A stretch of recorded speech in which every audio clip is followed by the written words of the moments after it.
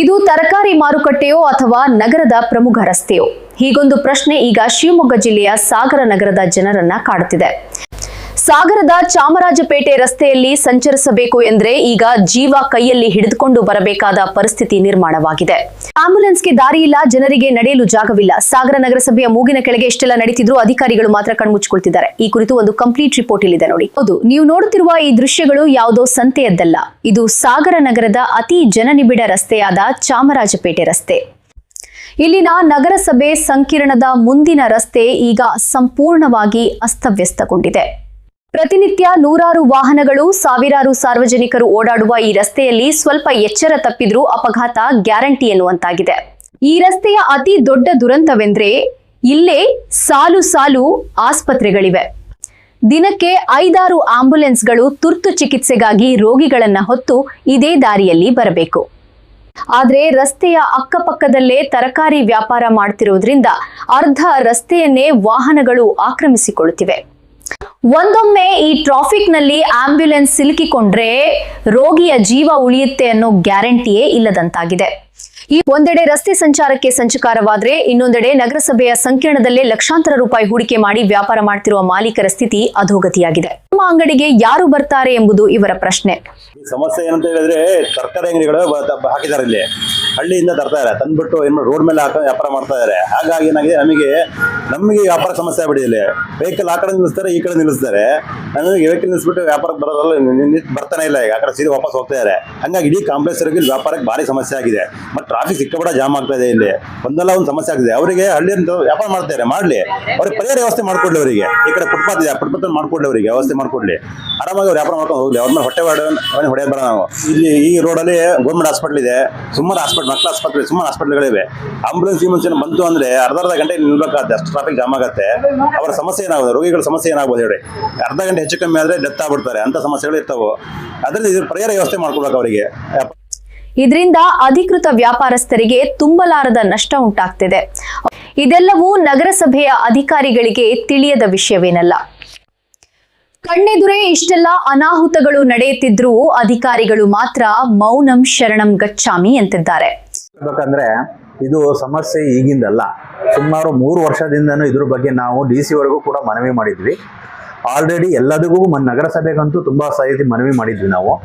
ಇದುವರೆಗೂ ಏನಾಗ್ತಾ ಇದೆ ಅಂದ್ರೆ ಇಲ್ಲಿ ಕೆಲಸ ಟ್ರಾಫಿಕ್ ಜಾಮ್ ಆಗ್ತಾ ಇದೆ. ಮೀನ್ಸ್ ಟ್ರಾಫಿಕ್ ಜಾಮ್ಗಿಂತ ನಮ್ಗಳಿಗೆ ಏನಾಗುತ್ತೆ, ನಮಗೆ ವೆಹಿಕಲ್ ನಿಲ್ಸಕ್ಕೆ ಇಲ್ಲದ ಜಾಗನೇ ಇಲ್ದಂಗೆ ಆಗ್ಬಿಟ್ಟಿದೆ ಈಗ. ಹಾಗಾಗಿ ಮೊದಲು ನಗರಸಭೆಯವರು ಕಠಿಣ ಕ್ರಮ ಕೈಗೊಂಡು ಇದನ್ನ ಎತ್ತಂಗಡಿ ಮಾಡಿದ್ರು, ಬಂದು ಅಲ್ಲೇ ಅದನ್ನ ಅವ್ರು ಮಾಡಿದ್ರು. ಇದರಿಂದ ಏನಾಗ್ತಾ ಇದೆ, ನಮ್ಮ ಮುಂದೆ ಗಾಡಿ ನಿಲ್ಲಕ್ಕೆ ಜಾಗ ಇಲ್ಲ. ಫಸ್ಟ್ ಆಫ್ ಆಲ್ ನಮ್ಗೆ ಆಯ್ತಾ, ನಮ್ಮ ಕಾರ್ ನಿಲ್ಸಕ್ಕೂ ಜಾಗ ಇಲ್ಲ. ಪೊಲೀಸರು ಬಂದು ಇಲ್ಲಿ ಕಡೆ ನಿಲ್ಲಿಸಿದ್ರೆ ಫೈನ್ ಹಾಕ್ತಾ ಇದ್ದಾರೆ. ಹಾಗಾಗಿ ಇದರಿಂದ ಬಹಳ ಸಮಸ್ಯೆ ಆಗ್ತಿದೆ. ಕಾಂಪ್ಲೆಕ್ಸ್ವರಿಗಂತೂ ತುಂಬಾ ಸಮಸ್ಯೆ ಆಗ್ತಾ ಇದೆ. ಈಗಲೂ ಕೂಡ ನಾವು ನಗರಸಭೆಯವರಿಗೆ ಕೇಳ್ಕೊಳ್ತಿದ್ದೀವಿ, ಆದಷ್ಟು ಬೇಗ ಈ ಇಲ್ಲಿರ್ತಕ್ಕಂಥ ತರಕಾರಿ ಅಂಗಡಿಗಳನ್ನ ಬೇರೆ ಕಡೆ ಸ್ಥಳಾಂತರ ಮಾಡಬೇಕು. ತೊಂದರೆ ಆಗ್ತೈತಿ. ಇಲ್ಲಿ ವೆಹಿಕಲ್ಗಳು ಜಾಮ್ ಆಗ್ತಾ ಇದೆ. ಇಲ್ಲಿ ಓಡಾಡೋಕ್ಕೆ ಮತ್ತೆ ನಮ್ಮ ಅಂಗಡಿ ಕಸ್ಟಮರ್ ಬರಲ್ಲ. ಭಾಳ ತೊಂದರೆ, ವ್ಯವಹಾರ ಕಷ್ಟ ಆಗುತ್ತೆ. ನಗರಸಭೆಗೆ 4-5 ಸಲ ಹೇಳಿದ್ರು ನೋಡ್ತಾರೆ, ಹೋಗ್ತಾರೆ, ಯಾವುದು ಅದ್ರ ಬಗ್ಗೆ ಇದು ಮಾಡ್ತಾರೆ, ಸ್ಪಂದಿಸ್ತಾ ಇಲ್ಲ. ಹಾಗಾಗಿ ಇದನ್ನು ಹೇಳ್ತಾ ಇರೋದು.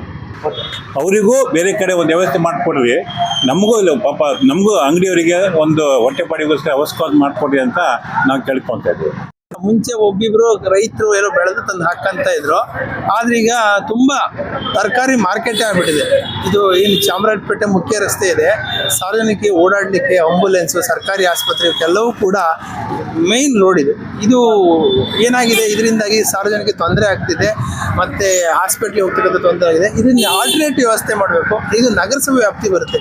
ನಗರಸಭೆಯವರು ಇದು ನಿರ್ದಾಕ್ಷಿಣ್ಯವಾಗಿರ್ತಕ್ಕಂಥ ಕ್ರಮವನ್ನು ತಗೊಂಡು ಅವ್ರಿಗೆ ಆಲ್ಟರ್ನೇಟಿವ್ ವ್ಯವಸ್ಥೆ ಕೊಡಬೇಕು. ಅಂದರೆ ಇದು ಇನ್ನೂ ತರಕಾರಿ ಮಾರ್ಕೆಟ್ ಆಗುತ್ತೆ, ಹಣ್ಣಿಂದು ಮಾರ್ಕೆಟ್ ಆಗುತ್ತೆ, ಇನ್ನೂ ದೊಡ್ಡದಾಗ್ತಾ ಹೋಗುತ್ತೆ. ಈಗಲೇ ಇದನ್ನ ಯೋಚನೆ ಮಾಡಿ ಅವ್ರಿಗೆ ಆಲ್ಟರ್ನೇಟಿವ್ ವ್ಯವಸ್ಥೆ ಮಾಡಲೇಬೇಕು. ಇಲ್ಲಿ ಒಂದು ಸಂಚಾರ ಮುಕ್ತಗೊಳಿಸಬೇಕು. ಈ ಒಂದು ರಸ್ತೆ ಸಾಗರದ ಪ್ರಮುಖ ರಸ್ತೆ ಆಗಿರೋದ್ರಿಂದ ಇಲ್ಲಿ ಟ್ರಾಫಿಕ್ ಪ್ರಾಬ್ಲಮ್ ಆಗುತ್ತೆ. ಬಟ್ ಆದರೆ ಇಲ್ಲಿ ಬರ್ತಿರೋದೆಲ್ಲ ರೈತರು ಆಗಿರೋದ್ರಿಂದ ಅವರಿಗೊಂದು ಯಾವ್ದಾರ ಒಂದು ಆಲ್ಟರ್ನೇಟಿವ್ ಏನಾರ ಒಂದು ಜಾಗ ಮಾಡಿಕೊಟ್ರೆ ಅವರಾಗೆ ಅದನ್ನ ಒಪ್ಕೊಂತಾರೆ. ಬಟ್ ಯಾವುದೇ ಅವ್ರಿಗೊಂದು ಆಲ್ಟರ್ನೇಟಿವ್ ಜಾಗ ಮಾಡೋಕೆ ನಗರಸಭೆಯವರು ಒಂದು ಅವಕಾಶ ಮಾಡಿಕೊಡ್ಬೇಕು. ಇಲ್ಲಿ ಸುಮಾರು ಜಾಗಗಳಿದಾವೆ ಈ ರಸ್ತೆಯಲ್ಲಿ. ಈಗ ಅವ್ರಿಗೂ ತರಕಾರಿ ಮಾಡಿಕೊಂಡು ವ್ಯಾಪಾರ ದಿವಸ ಮಾಡ್ಕೊಂಡು ಕೂಲಿ ಮಾಡೋರೆ, ಅವರನ್ನ ತೆಗೆಸಿ ಇಲ್ಲಿಂದನೇ ರಿಮೂವ್ ಮಾಡ್ರಿ ಅಂತ ಹೇಳಲ್ಲ. ಬಟ್ ಈ ಟ್ರಾಫಿಕ್ ಇದಿರಂದ್ರೆ ಇದನ್ನ ಮಾಡಿ ಒಂದು ಆಲ್ಟರ್ನೇಟಿವ್ ಒಂದು ಜಾಗ ಕೊಡೋದು ನಗರಸಭೆಯವರು ಇದ್ರ ಬಗ್ಗೆ ಗಮನ ಕೊಡ್ಬೇಕು ಅಂತೆಲ್ಲ ಕೇಳ್ಕೊಂತೀವಿ. ಅಧಿಕಾರಿಗಳೇ ಎಚ್ಚೆತ್ತುಕೊಳ್ಳಿ. ದೊಡ್ಡ ಅನಾಹುತ ಸಂಭವಿಸುವ ಮುನ್ನವೇ ಎಚ್ಚೆತ್ತುಕೊಂಡು ಆಂಬ್ಯುಲೆನ್ಸ್ ಸಂಚಾರಕ್ಕೆ ಮತ್ತು ಸಾರ್ವಜನಿಕರ ಹಿತದೃಷ್ಟಿಯಿಂದ ಸೂಕ್ತ ಕ್ರಮ ಕೈಗೊಳ್ಳಿ ಎನ್ನುವುದೇ ನಮ್ಮ ಆಶಯ.